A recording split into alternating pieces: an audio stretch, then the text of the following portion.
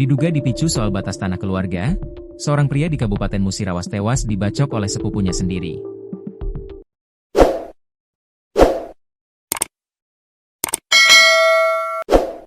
Diinformasikan korban adalah Ari, 29, warga desa Sungai Naik, Kecamatan BTS Ulu, Musirawas. Korban tewas dibacok oleh terduga pelaku berinisial Su, 46, yang diketahui merupakan sepupu korban sendiri. Peristiwa berdarah tersebut diinformasikan terjadi pada Minggu, 30 November 2025, sekira pukul 8 WIB di areal perkebunan di desa Sungai Naik. Untuk saat ini, terduga pelaku sendiri masih melarikan diri dan masih dilakukan upaya pengejaran oleh pihak kepolisian. Informasi yang diterima menyebutkan bahwa korban Ari dan terduga pelaku berinisial Su telah lama berselisih terkait batas lahan keluarga. Perselisihan tersebut akhirnya memuncak hingga berujung pada tindakan kekerasan yang menyebabkan korban tewas dengan sejumlah luka bacok di bagian kepala, leher, dan tangan.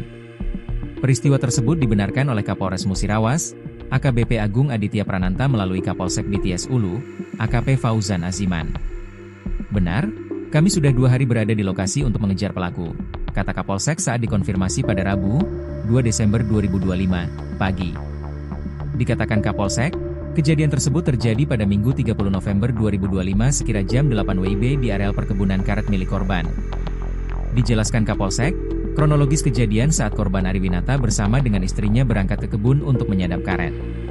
Namun, ketika sampai di batas tanah keduanya, korban dan pelaku bertemu dan terjadi cekcok terkait dengan batas tanah.